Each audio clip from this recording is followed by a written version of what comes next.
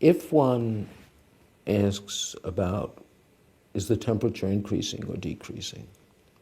It's always doing one or the other. I have no concern about that. By asking people to worry about whether it's going up or down, you're immediately establishing dishonesty. The Earth is always changing. Climate change is nothing you have to prove. It always is happening. It always has happened. So to make that into something alarming seems to me a little bit weird. Sea level is a hard thing to measure, actually. At any given place, traditionally, sea level was measured by what are called tide gauges.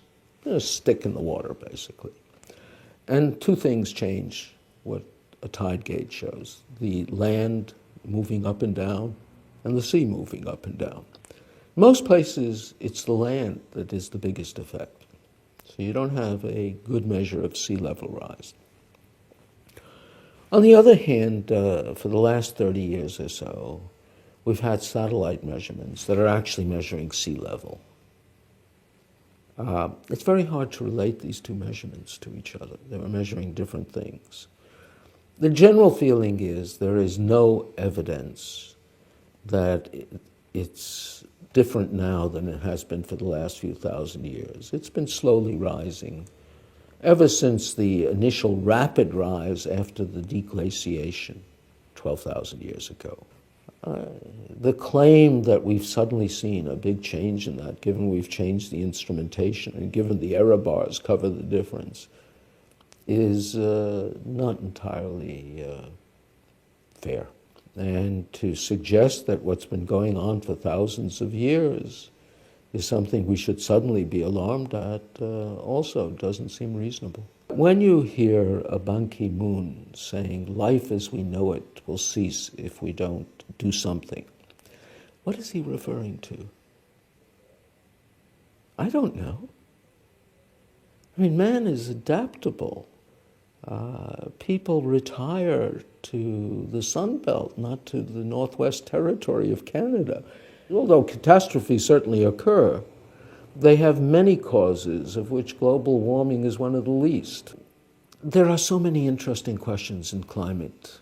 We still do not have a complete handle on why we had ice ages. Now, if you want to be concerned, you want a disaster, having 2 miles of ice on your head is problematic. And the Earth has had that. It's very much a matter of the unchallengeable assertion. All religions have dogmas. Dogmas are not proven statements, they're assertions that cannot be challenged. It doesn't mean they're false. I'm not even suggesting that. I'm simply suggesting that it's a bad idea to have anything that can't be challenged. And the trouble is, all of us scientists are government employees, even if we're working for private universities.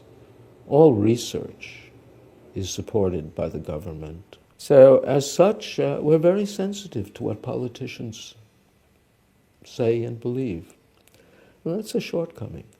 You have to figure out how to fund science in a way that there are no incentives to artificially promoting things.